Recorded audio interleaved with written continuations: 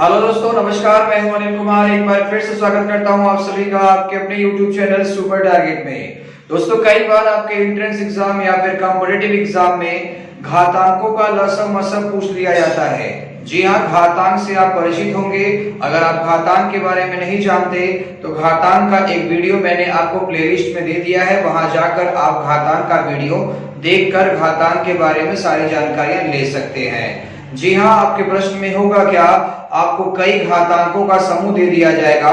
वो घातांक चाहे पॉजिटिव होंगे चाहे नेगेटिव होंगे, और आपसे पूछ दिया जाएगा कि दिए गए घातांक का लसग ज्ञात कीजिए या फिर दिए गए घातांक का मसग ज्ञात कीजिए। तो बहुत ही कम वक्त में या फिर सेकंडों में आप उस प्रश्न का उत्तर कैसे निकालेंगे, यही हम आपको आज बताने वाले हैं। तो आज का वीडियो बहुत ही इंटरेस्टिंग होने वाला है, इसलिए वीडियो को लास्ट तक देखिएगा। वीडियो छोड़कर कहीं जाइएगा नहीं।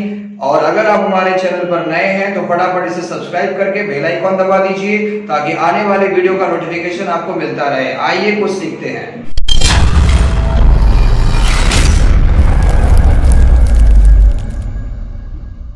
घातांकों का लसम मसम निकालने के क्रम में सबसे पहले जान लेते हैं घातांकों का मसम कैसे निकाला जाएगा।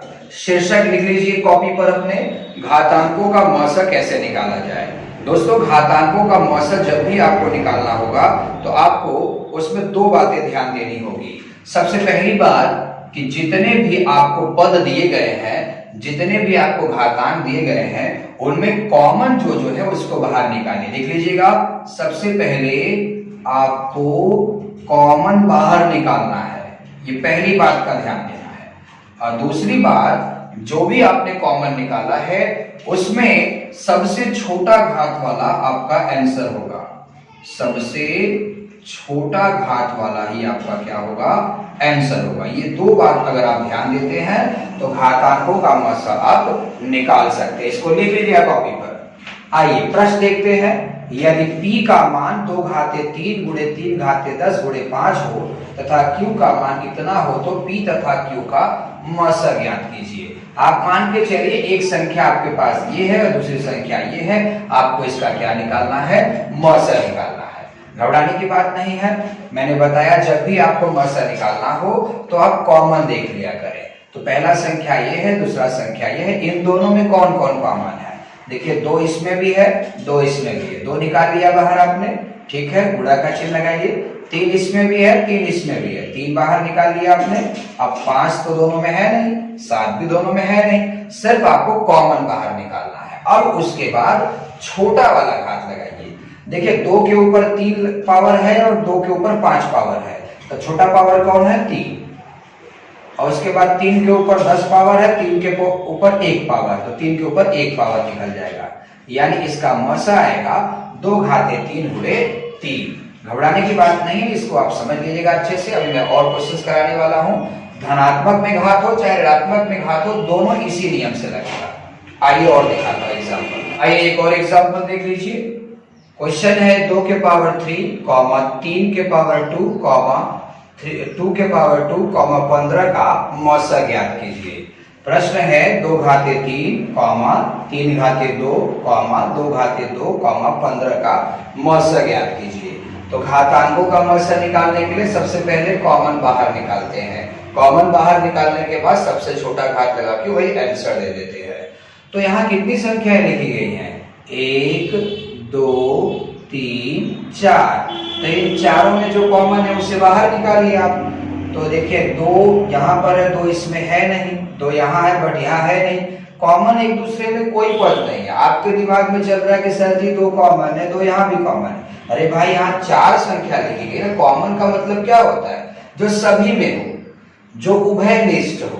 तो यहाँ 4 अगर पद लिखे गए हैं तो सब में कॉमन होना चाहिए ना।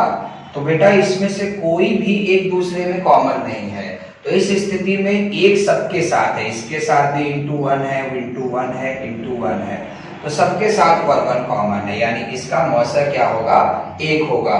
और 1 के ऊपर कितना भी घात लगाएं वो 1 ही होता है। यानी इस प्रश्न का आंसर होगा ऑप्शन सी 1। ध्यान रखिएगा। हाँ, आपके दिमाग में चल रहा है कैसे पता हमें कि 4 पद हैं? भाई 2 घाते 3 लिखा है, फिर कॉमा लिखा है, 3 घाते 2 फिर कॉमा लिखा है, फिर 2 घाते 2 फिर कॉमा लिखा है। तो कॉमा क्या करता है? पदों को क्या करता है? अलग करता है। अगर इसी के बीच में गुणा लगा होता है ऐसे, अगर ऐसे गुणा लगा होता तो फिर ये 4 पद नहीं होते, फिर ये एक ही पद होते। पहले वाले सवाल में आपने देखा था गुणा लगा था। आइए और एग्जाम्पल दिखाता हूँ। आइए एक और एग्जाम्पल देखा जाए। आप देख रहे हैं कि सभी के सभी प्रश्न, सभी के सभी जो संख्याएं लिखी गई वो घात के रूप में लिखा गया है। ये यहां से यहां तक देखिए, यहां से यहां तक जो संख्या लिखा गया है वो एक पद है, फिर यहां से यहां तक एक पद है, यहां से यहां तक एक पद है, यानी उसमें कुल 3 पद है। आप ऐसे मत गिना करें 1 2 3 4 पद है। कॉमा पदों को अलग करता है, गुणा तो मिला दिया है उनको। तो यहां से यहां तक एक पद है, ये दूसरा पद है और तीसरा पद है। का क्या निकालना है? मौसा निकालना है। तो मैंने आपसे कहा था घातांकों का मौसा निकालने के लिए जितने भी पद आपको दिए रहेंगे सब में कॉमन पहले बाहर निकालिए। तो 3 पद दिए गए, तीनों पद में पहले कॉमन बाहर निकालिए। चलिए निकालते हैं कॉमन बाहर। 2 इसमें है, 2 इसमें भी है, 2 इसमें भी है, 2 बाहर निकल गया। ठीक है, अब देखिए 3 इसमें है, 3 इसमें है, इसमें भी 3 है, 3 भी बाहर निकल गया। अब उसके बाद देखिए 5 इसमें है, 5 इसमें है, 5 इसमें भी है, तो 5 भी बाहर निकल गया। लेकिन देखिए 7 यहाँ है, 7 यहाँ है, लेकिन 7 इसमें नहीं है। तो भाई सभी पद में कॉमन होना चाहिए। तो हमें कॉमन में क्या मिला? 2 3 5 मिला। अब उसके बाद सबसे छोटा घात लगाना है। तो 2 के ऊपर यहाँ 3 लिखा है, 2 के ऊपर 2 लिखा है, 2 के ऊपर 1 लिखा है, तो सबसे छोटा 1 होगा। ठीक है, 3 के ऊपर देखिए 2 लगा है, 3 के ऊपर 1, 3 के ऊपर 4, तो 1 सबसे छोटा होगा।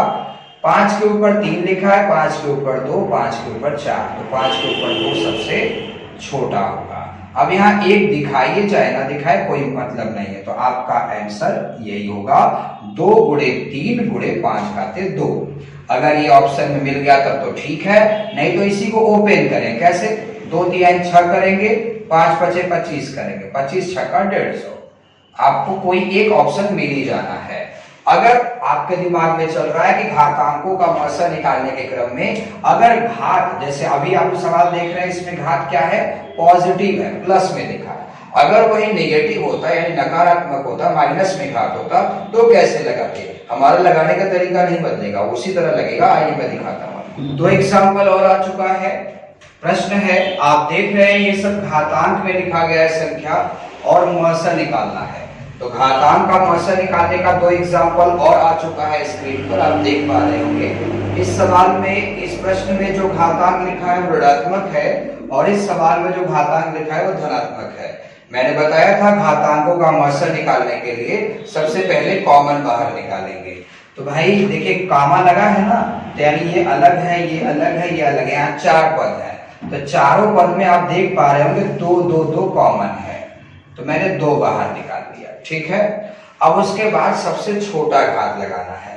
तो 2 8 7 9 में सबसे छोटा 2 है, लेकिन माइनस लगा है। अगर यही प्लस होता तो सबसे छोटा 2 माना जाता। देखिए अब मैं यहाँ रख रहा हूं -2 और यहाँ रख रहा हूं -9। अगर ये माइनस हटा दो तो सबसे छोटा 2 है, लेकिन अगर ये माइनस लगा दो तो सबसे छोटा -9 होगा। अरे -9 कर्ज में है, -2 कर्ज में है, तो सबसे ज्यादा ना ये होगा, यानी सबसे छोटा -9 होगा। तो -9 यहाँ लगा दीजिए, यानी आपके प्रश्न का उत्तर होगा 2 घाते -9। ठीक है, अब यहाँ देखिए इसका मौसा पूछ रहा है। अब इसमें जो कॉमन होगा वही बाहर निकालेंगे।